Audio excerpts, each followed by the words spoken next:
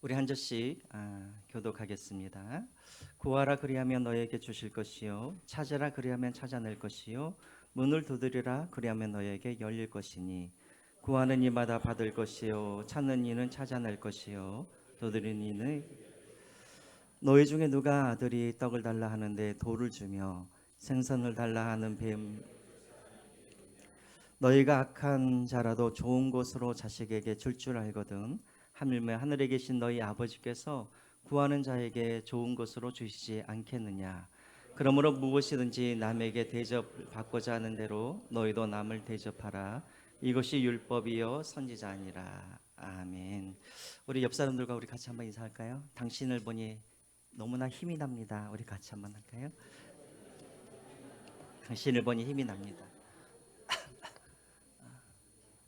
힘이 나시죠? 막 짜증나고 막 그런 건 아니시죠?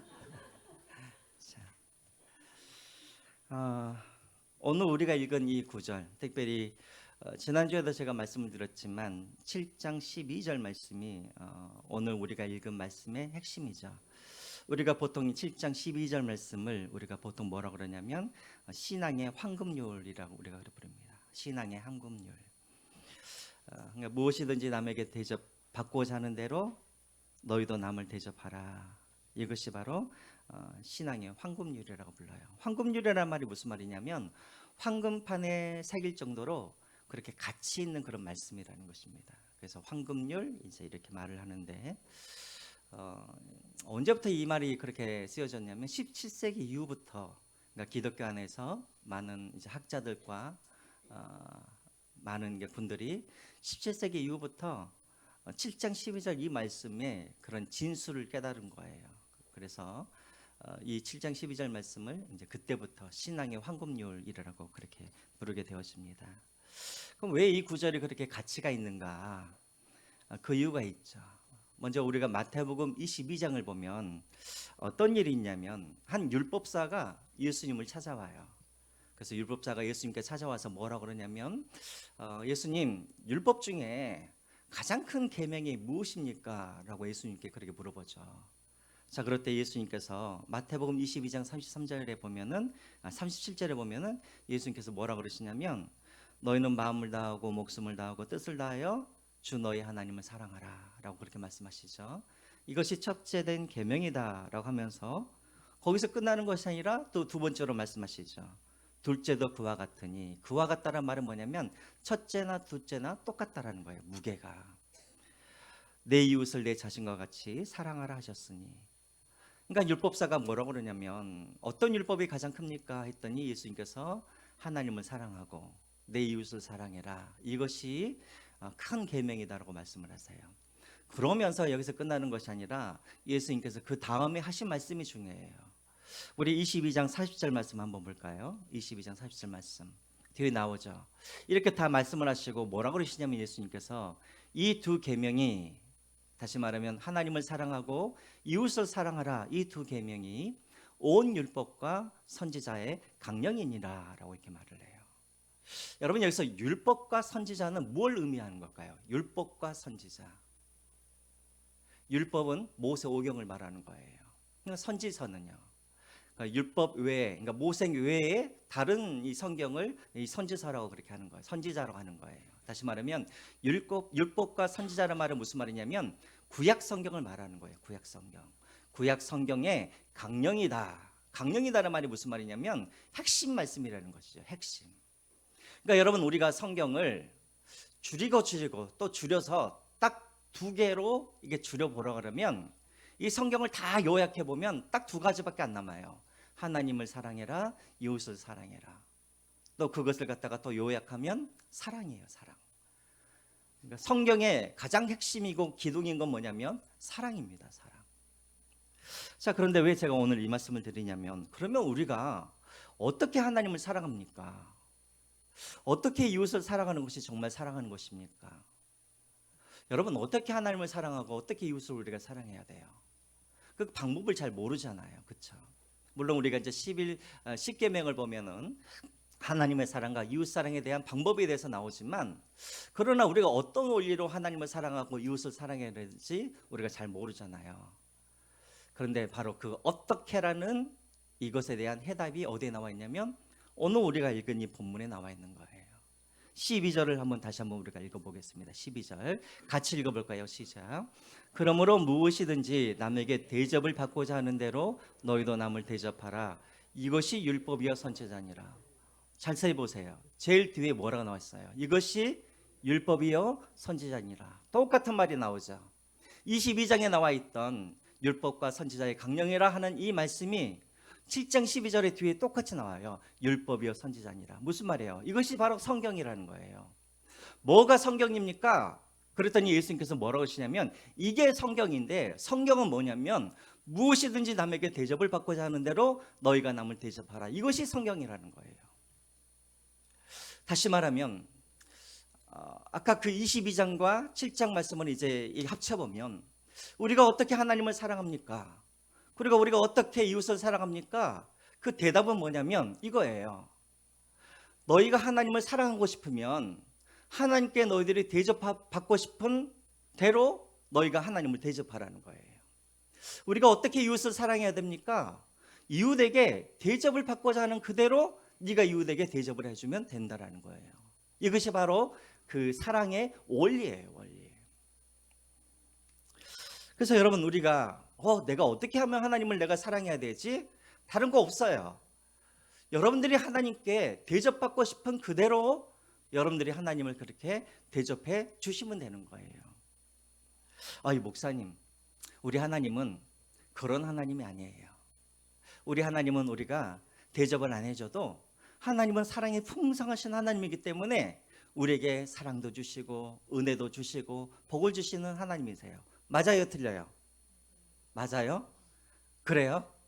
그러니까 우리가 하나님 앞에 무례한 거예요.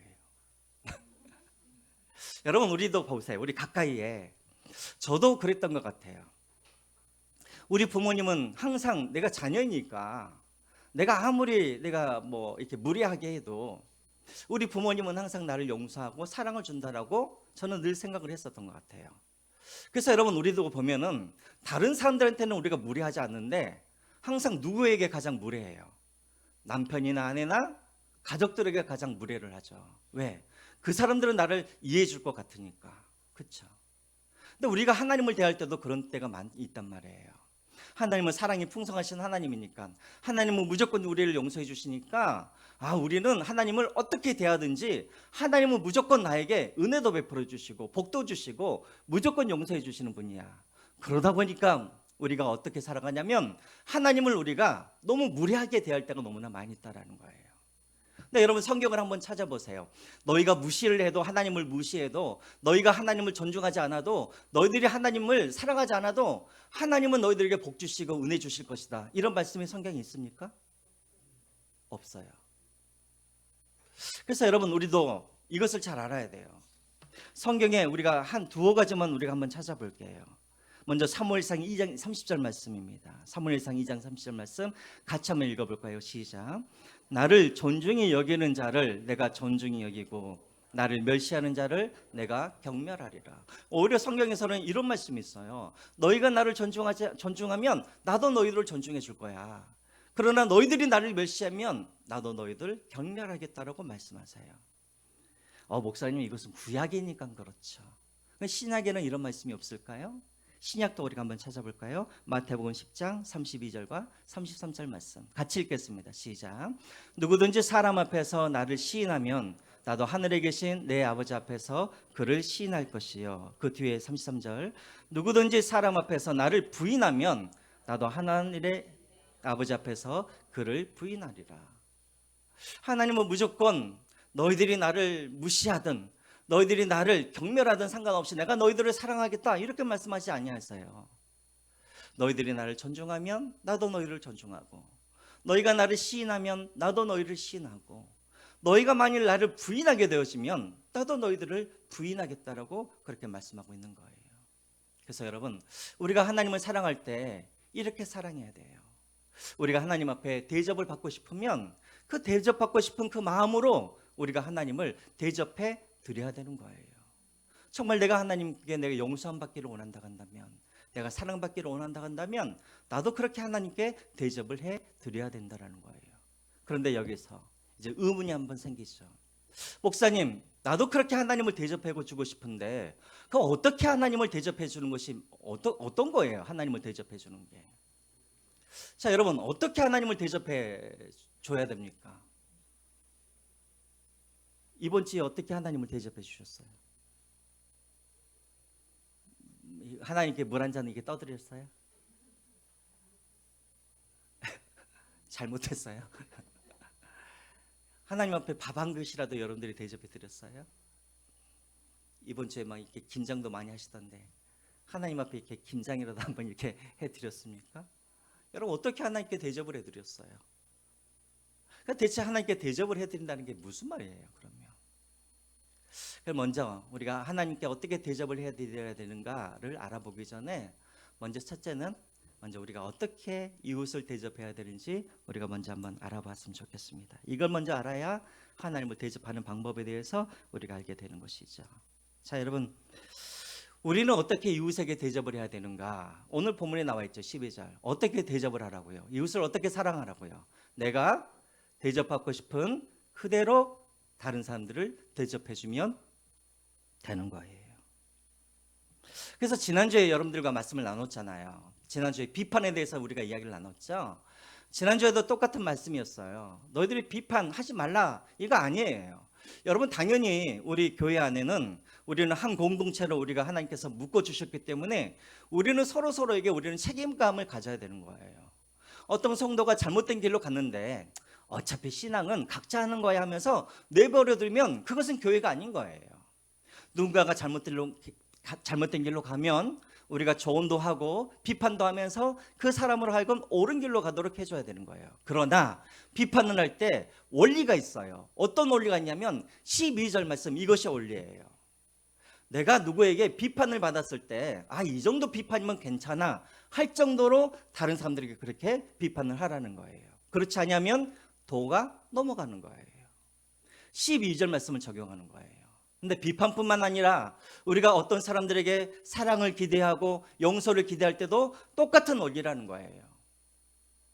내가 누군가를 용서해 줘야 되는데 도저히 용서가 안 돼요? 그럼 우리가 어떻게 그것을 적용을 해야 되냐면 내가 누군가에게 받고 싶은 그 마음으로 우리에게 하나님이 뭐라 그래요? 용서하라고 말씀하시는 거예요. 그러니까 이 원리를 하는 것이죠. 이 원리로. 여러분, 이 원리를 가장 잘 적용해야 할 곳이 어디냐면 바로 우리 가정에서 이 원리를 잘 적용해야겠죠. 자, 우리 여자분들에게 우리 묻겠습니다. 여러분들은 집에서 왕비 대접을 받고 싶습니까? 하인 대접을 받고 싶습니까? 이미 왕비 대접을 받고 있으니까 말 안 하시는군요. 여러분들이 집에서 왕비 대접을 받고 싶으시죠? 네?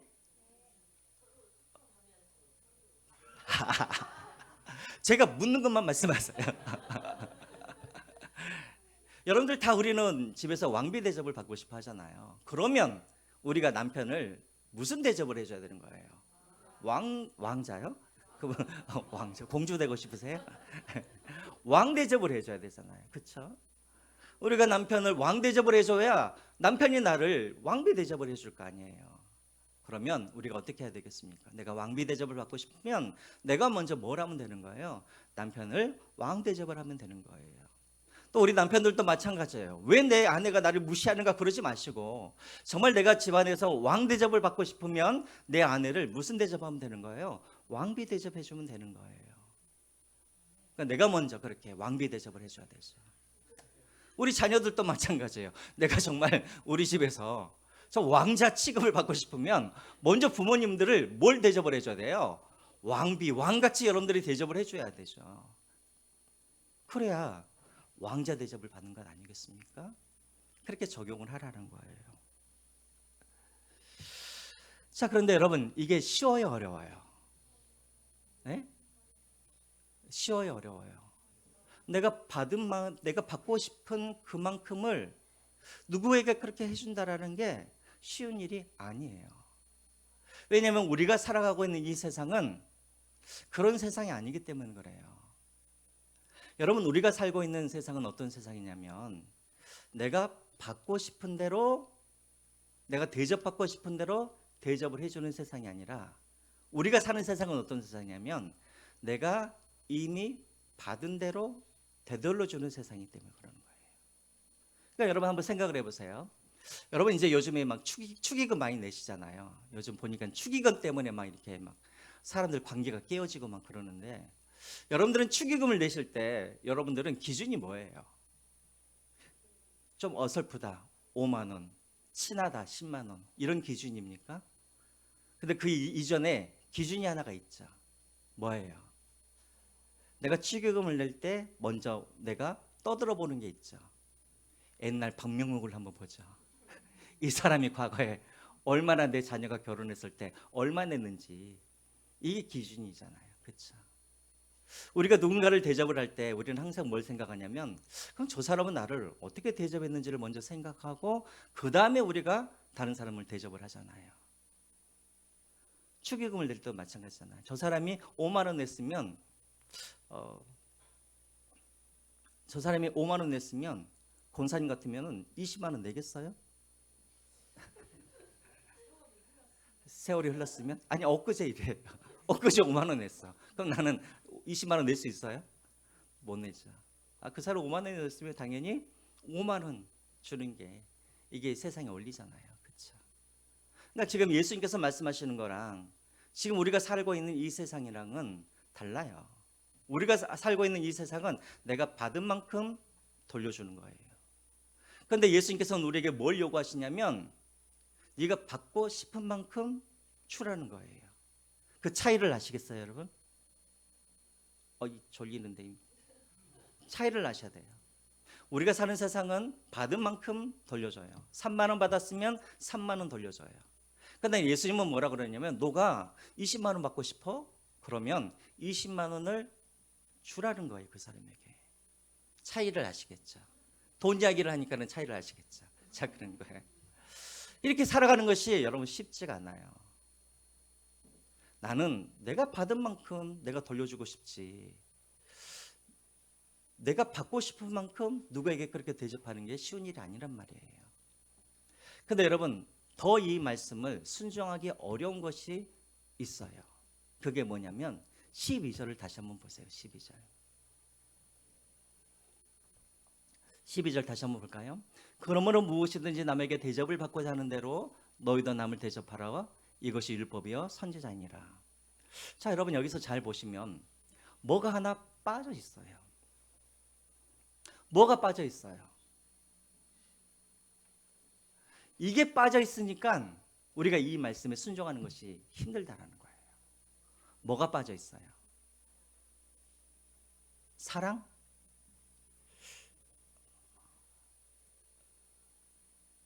한 번만 더 생각을 해보세요. 이거예요. 너희가 남에게 대접을 받고 싶어 하는 대로 너희도 남을 대접하라. 그리하면 너도 그렇게 대접을 받을 것이다. 이 말이 있어요, 없어요? 없어요. 그러니까 여러분 한번 생각을 해보세요. 저 말씀 속에서 네가 남에게 대접을 하면 너도 똑같이 그런 대접을 받을 것이다. 이 말씀이 저기 안에 들어있으면 우리는 그래도 순종할 수가 있어요. 그런데 저기 안에는 뭐가 없냐면, 네가 그렇게 대접을 해도 네가 대접을 받을 것이다. 이 말이 빠져 있는 거예요. 이해가 돼서 지금 제가 무슨 말씀 한지 아시겠어요? 그러니까 여러분들이 아무리 다른 사람들에게 막 김치를 닮아가지고 막 이렇게 해줘도 그 사람이 다음에 또 김치를 나한테 다시 되돌려주면 좋은데, 아무리 내가 김치를 주고 막 20만 원씩 그렇게 막 축의금을 줘도 다시 돌려받을 보장이 있어요, 없어요? 저 말씀 안에는 없어요. 그러면 우리가 순종하기 쉬워요, 어려워요? 어려운 거예요. 장로님 말씀대로 보장이 없는 거예요, 보장이. 그러면 저 말씀대로 순종하게 되지만 어떤 일이 벌어지냐면 내가 손해를 보게 되는 거예요. 이해가 되세요? 그럼 내가 맨날 나만 용서해주고 내 것만 다 주고 그러면 어떻게 우리가 이 말씀대로 우리가 순종할 수가 있겠냔 말이에요. 그렇죠? 이게 어려운 말씀인 거예요. 어려운 말씀. 근데 이것이 바로 하나님의 백성이 이 땅에 살아갈 때 삶의 원리가 바로 이렇다라는 거예요. 우리가 지금 계속 보고 있는 5장, 6장, 7장 이게 뭐냐면 상상설교라고 그랬죠. 상상설교가 뭐냐면 다른 것 아니에요. 상상설교는 이 세상에서 하나님의 백성이 어떻게 살아가야 되는지 하나님의 백성들의 삶의 원리를 가르쳐 주는 거예요. 세상 사람들은 받은 대로 돌려주는 사람이라고 하지만 우리는 받을 그런 보장이 없을지라도 내가 받고 싶은 대로 사람들에게 그렇게 베풀고 대접하는 것이 이것이 바로 우리 그리스도인들의 삶의 원리라는 거예요. 근데 이렇게 살아가는 것이 쉽지 않아요. 근데 예수님께서는 이미 앞에서도 그렇게 말씀하셨어요. 우리 상상설교 5장을 보시면 5장에도 어떤 말씀이 나오냐면 이런 말씀이 나와요. 우리 마태복음 5장 40절 말씀부터 한번 쭉 볼까요? 자, 한번 보세요. 너를 고발하여 속옷을 가져고자 하는 자에게 고독까지도 가지게 하며, 또 41절 누구든지 너를 억지로 오리를 가게 하거든 그 사람과 심리를 동행하고, 또요 또 내게 구하는 자에게 주며 내게 꾸고자 하는 자에게 거절하지 말라. 43절 또 내 이웃을 사랑하고 내 원수를 미워하라 하셨다는 것을 너희가 들었으나 나는 너희에게 이르노니 너희는 원수를 사랑하며 너희를 박해하는 자를 위하여 기도하라 라고 되어 있어요. 여러분, 이 말씀들을 자세히 집에 가서 다시 한번 보시면 이 말씀 속에는 다 무엇이 있냐면 니들이 대접을 받고 싶은 대로 너희들이 대접하라, 이 말씀이 이 안에 다 들어가 있는 거예요. 이 원리인 거예요. 여러분 한번 생각을 해보세요. 누가 나에게 돈을 꾸러와요. 그럼 내가 그 사람에게 돈을 빌려주는 거 쉬운 일이 아니에요. 그때 생각을 해보라는 거예요. 다른 거 생각하지 말고, 이 사람이 돈을 갚을지 안 갚을지 생각하지 말고, 내가 만약에 돈을 꾸는 사람이라고 생각했을 때 나는 누구에게 돈을 꾸을 때 나는 어떤 대접을 받고 싶은가, 그대로 그 사람에게 그렇게 하라는 거예요. 그래서 돈 꾸는 사람들을 거절하지 말고 네가 그 사람의 입장이 되어서 네가 받고 싶은 대로 그렇게 너가 그 사람을 대접해 주라는 거예요. 여러분, 속옷을 나에게 요구하는 사람, 속옷을 요구한다는 것은 정말 가난한 사람이에요. 그 사람은 나에게 갚을 길이 없는 사람이에요. 근데 그 사람의 입장을 한번 생각해 보라는 거예요. 네가 가난하여서 누구에게 속옷을 네가 달라고 했을 때 무엇을 기대하겠느냐는 거예요. 속옷뿐만 아니라 고독까지도 기대하지 않겠습니까? 그렇다면 너도 그렇게 대접받을 만큼, 대접받고 싶은 만큼 속옷뿐만 아니라 그 사람에게 뭘 주라고요? 고독까지도 주라는 거예요. 그러니까 지금 여러분 마태복음 5장에 나와 있는 이 말씀이 어떤 말씀이냐면 네가 대접받고 싶은 대로 네가 대접을 하라는 이 말씀이 여기 안에 다 담겨져 있는 거예요. 그런데 여러분 잘 보세요. 이 사람들은 다 나에게 갚을 능력이 있는 사람들인가? 아니요.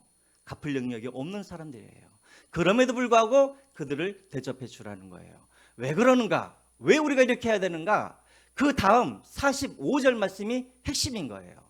45절 말씀 한번 보겠습니다. 그 다음 같이 한번 읽을게요. 시작. 이같이 한즉 하늘에 계신 너희 아버지의 뭐가 된다고요? 아들이 되리니라고 되어 있어요.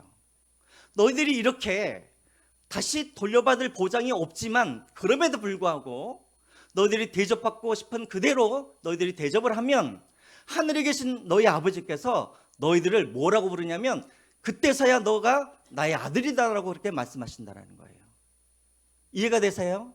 자, 그러면 왜 가난한 사람을 도와주었는데 왜 그때 하나님이 나를 아버지라고 그렇게 삼으시는가? 이 말은 무슨 말이냐면 내가 가난한 사람을 도와주는 이 자체의 행위가 어떤 행위냐면 이것이 하나님으로 대접하는 행위이기 때문에 그러는 거예요. 이 가난한 사람을 도와주고 가난한 사람을 도와주라고 하시는 이 하나님의 말씀을 내가 순종할 때 하나님은 그것을 통하여서 무엇을 하시냐면 이 사람이 나를 아버지로 인정하는구나. 그래서 하나님께서 우리를 뭘로? 아들이라고 그렇게 인정을 해준단 말이에요. 여러분 이해가 되세요? 아들은 누구인가? 아들은 아버지의 말씀대로 순종하는 사람이 아들인 거예요.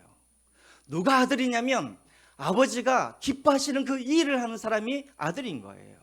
그럼 아버지의 말씀이 무엇이었는가? 또 아버지께서 무엇을 기뻐하시는가? 5장 40절부터 나와 있는 이것들을 기뻐하신단 말이에요.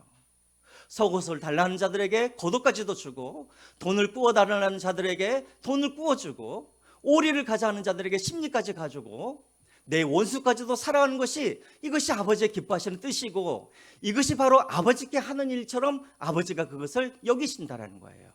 그때서야 그 사람을 아들이라고 그렇게 인정을 해준단 말이에요.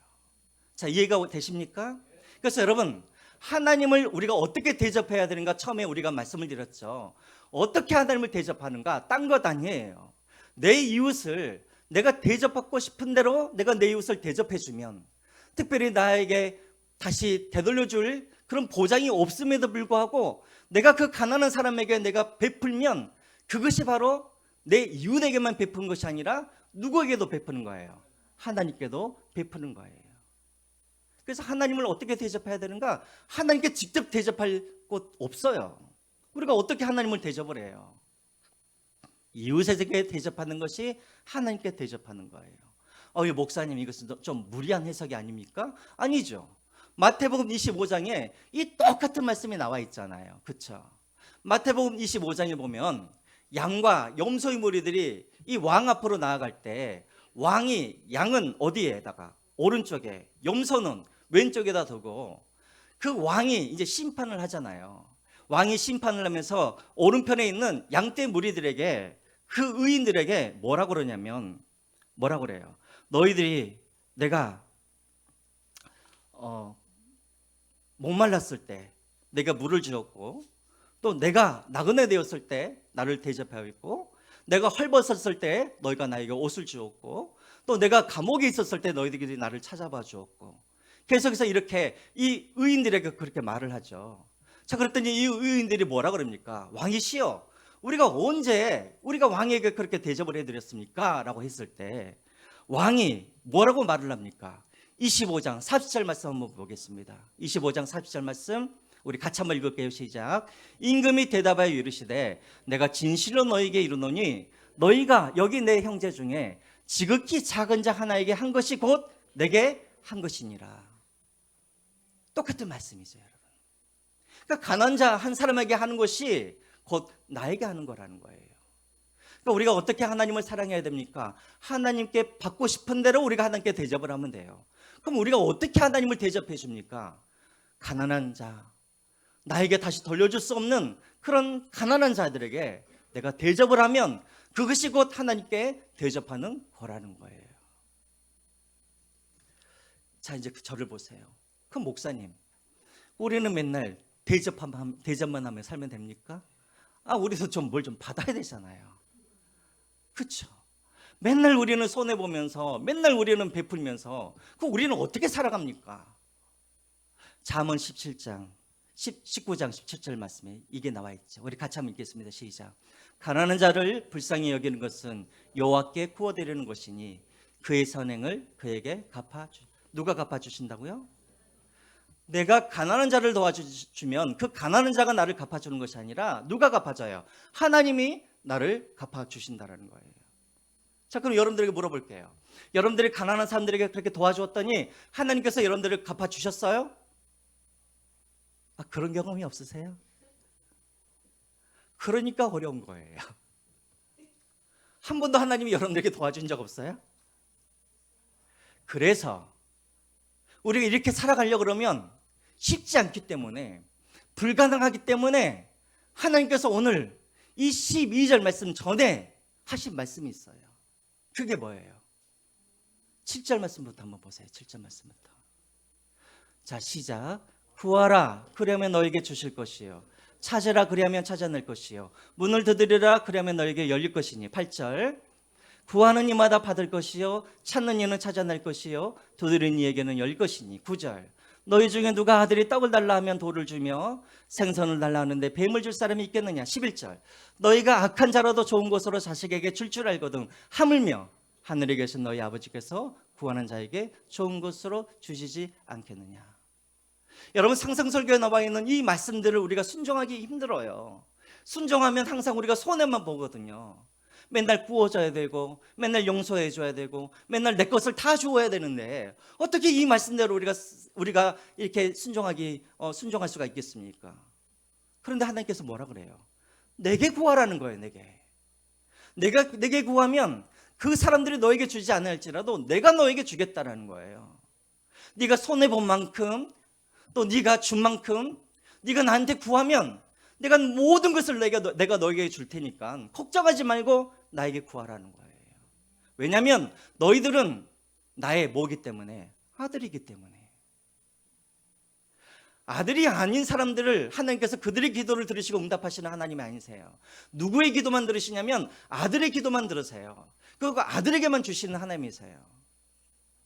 그렇기 때문에 너는 다른 사람들에게 보상 구하지 말고 나에게 구하라는 거예요. 나에게 찾으라는 거예요.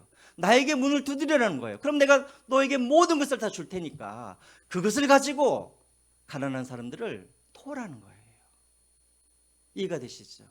이게 바로 우리 그리스도인들이 이 세상에서 살아가는 방법이에요.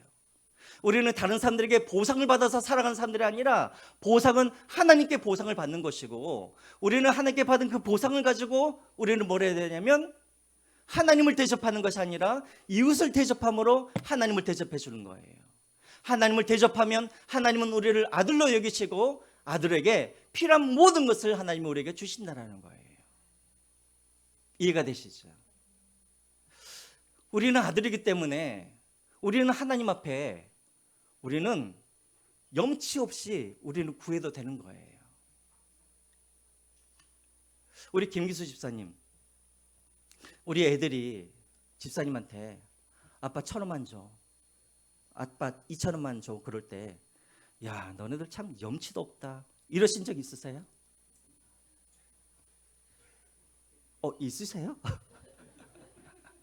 우리는 자식들에게 야, 너 진짜 뻔뻔하다 이런 적 없어요.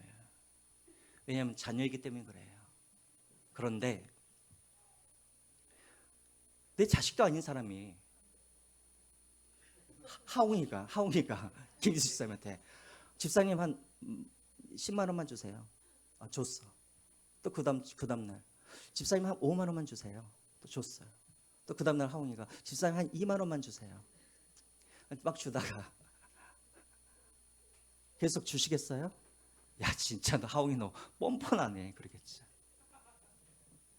이게 자녀와 이게 하나님의 백성과 이방인의 차이인 거예요.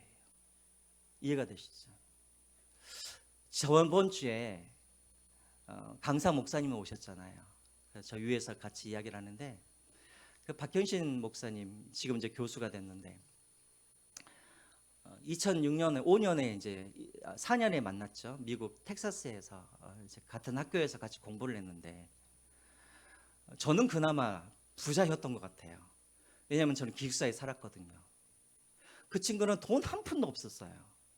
그래서 어디에서 살았냐면 또 그 학교 그 바깥쪽에 요즘에 우리 막 캠핑카 같은 거 있잖아요.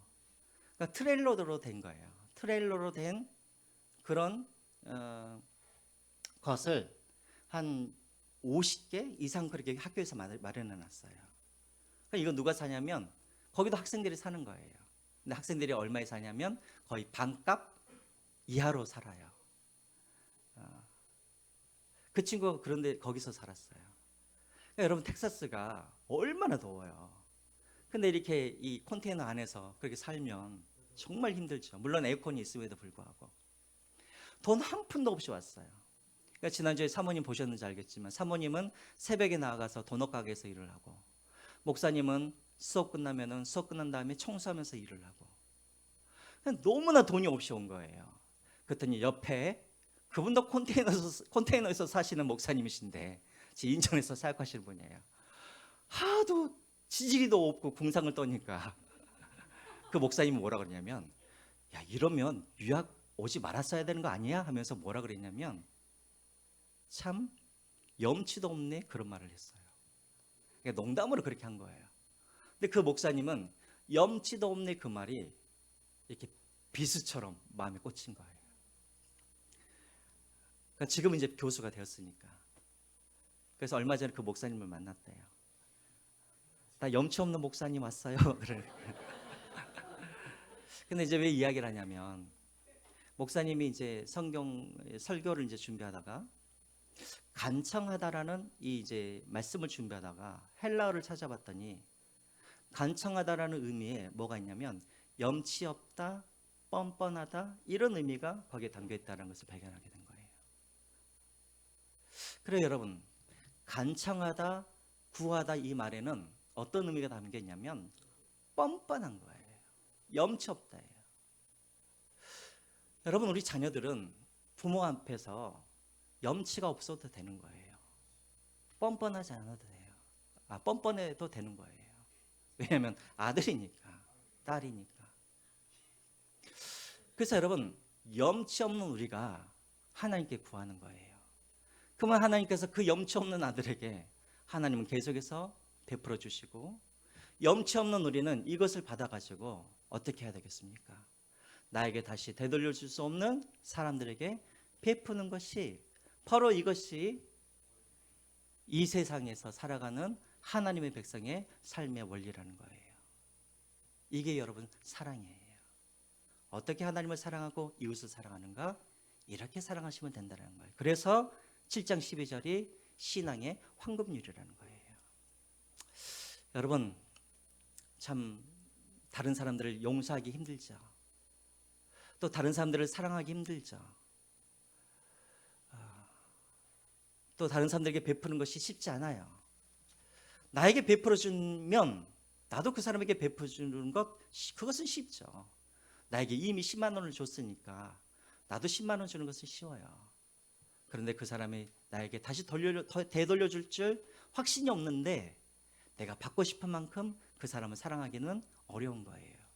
그러나 오늘 하나님은 말씀하고 계시는 거예요. 걱정하지 말아라. 나에게 구하라. 나에게 찾아라. 나에게 두드려라. 악한 아버지도 자식에게 줄 줄 알거든. 하늘에 계신 이 아버지는 너의 아버지가 아니냐. 내가 다 되돌려 줄 테니까 그렇게 사랑하라라고 오늘 우리에게 말씀하고 계십니다.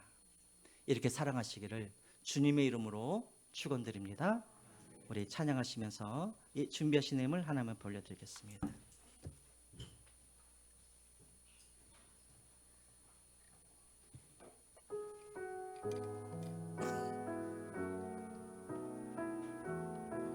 이 세상을 살아간 동안에, 이 세상을 살아가는 동안에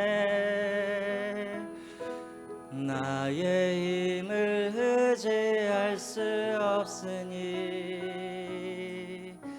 기도하고 낙심하지 말 것은 주께서 참 소망이 돼. 다시 한번 찬양하겠습니다. 이 세상을 살아가는 동안에, 이 세상을 살아가는 동안에 나의 힘을 의지할 수 없으니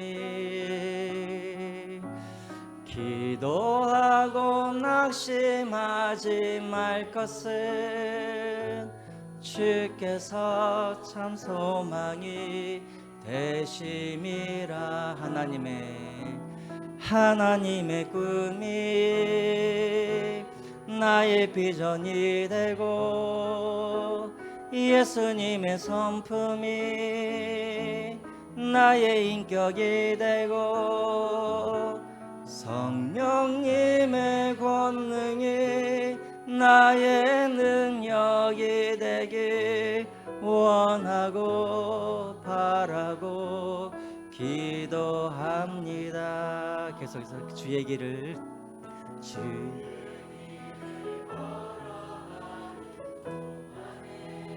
세상의 것 의지할 수 없으니 감사하고 낙심하지 말 것은 주께서 참 기쁨이 되심이. 하나님의 꿈이 나의 비전이 되고 예수님의 성품이 나의 인격이 되고 성령님의 권능이 나의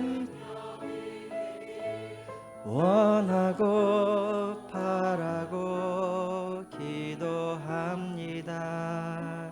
이 시간 우리가 하나님 앞에 한번 기도했으면 좋겠습니다. 주님, 우리가 하나님의 백성으로서 자녀로서 우리가 하나님의 말씀대로 순종하면서 산다는 것이 너무나 쉽지 않습니다.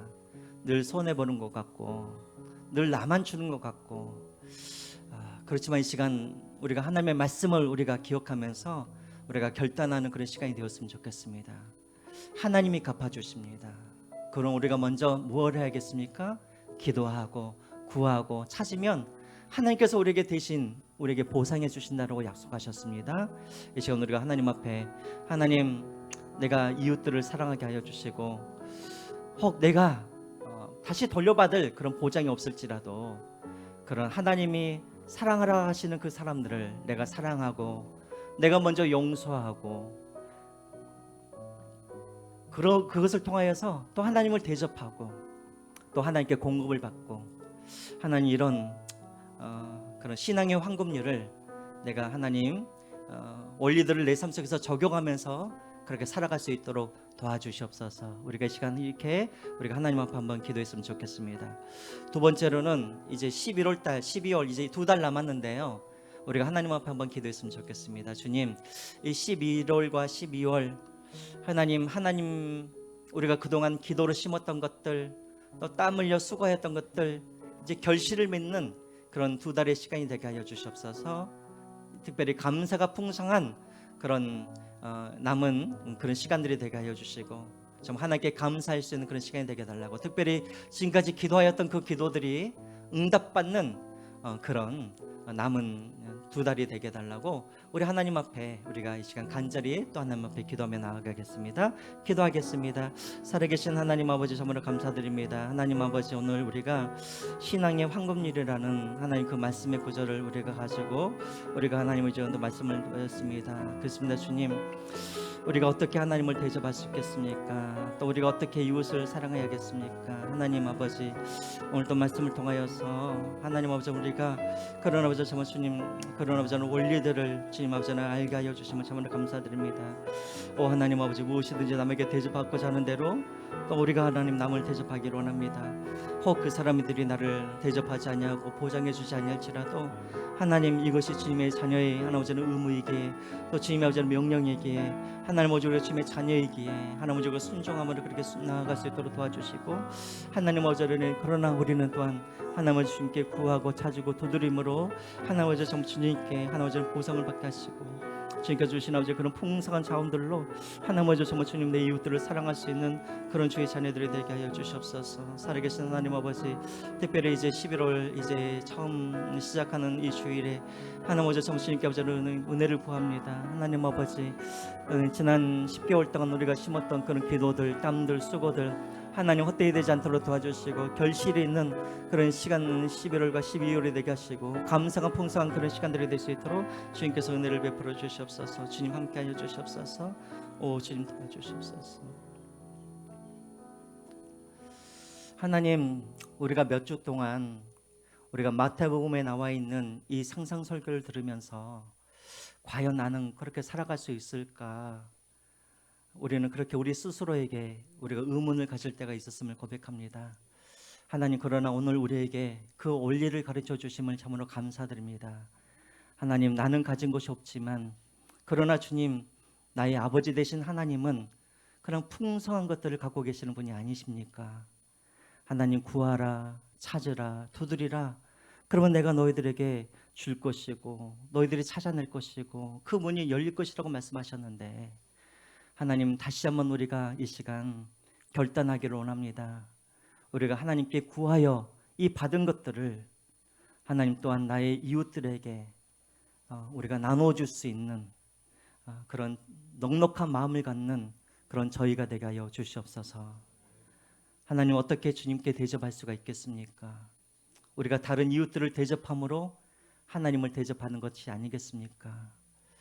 하나님, 늘 우리가 무엇이든지 남에게 대접받고자 하는 대로 너희도 남을 대접하라 하시는 이 신앙의 황금률을 우리가 늘 기억하게 하여 주시고, 하나님 항상 이 마음으로 다른 사람들을 먼저 용서하고 다른 사람들에게 먼저 사랑하고 먼저 다른 사람들에게 베풀 수 있는 주님의 자녀들 되게 하여 주시옵소서.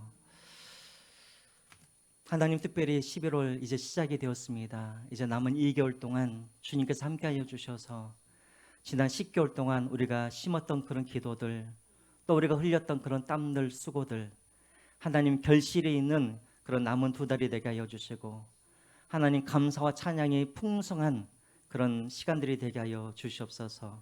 하나님, 또 주님께서 주신 이 모든 것들로 또 하나님 이웃들을 되돌아보며 또 그들에게 그런 물질들을 흘려보낼 수 있는, 또 사랑을 흘려보낼 수 있는 그런 축복의 통로가 되어주는 주의 자녀들 되게 하여 주시옵소서. 모든 것이 주님의 은혜입니다. 항상 함께해 주셔서 감사합니다. 협력하여 선을 이루어 주심에 감사합니다. 범사에 감사합니다. 장학금 주심에 감사합니다. 우리의 죄보다도 더 크고 풍성하신 주님의 믿음과 사랑에 감사합니다. 신방 감사드립니다. 하나님의 시간에 이모저모로 주님 앞에 감사여서 또 하나님 앞에 귀한 예물 드립니다. 또 11조와 또 주일헌금과 건축헌금과 성경헌금을 또 주님 앞에 올려드립니다. 하나님, 그것을 주님께서 기뻐 흠양하여 주시고 또 이 물질들이 사용되어 주는 곳마다 온전히 하나님의 사랑과 하나님의 은혜만이, 또 하나님의 영광만이 드러나게 하여 주시옵소서. 드리는 모든 손길마다 주께서 복의 복을 더하여 주셔서 하늘의 신령한 복과 땅의 기름진 복으로 주님께서 날마다 복을 더하여 주시옵소서. 이제는 우리 주 예수 그리스도의 은혜와 하나님 아버지의 크신 사랑하심과 성령님의 감동 감화 역사 인도하심이 내가 대접하려 하는 대로 남을 대접하라는 이 말씀을 기억하면서 항상 내 이웃들을 대접하기를 원하고 또 그 마음으로 또 하나님을 대접하기를 원하는 우리 모든 권속들의 그런 머리 위에와 가정과 직장과 자녀들 위해 이제부터 영원토록 함께 하시기를 축원하옵나이다. 아멘.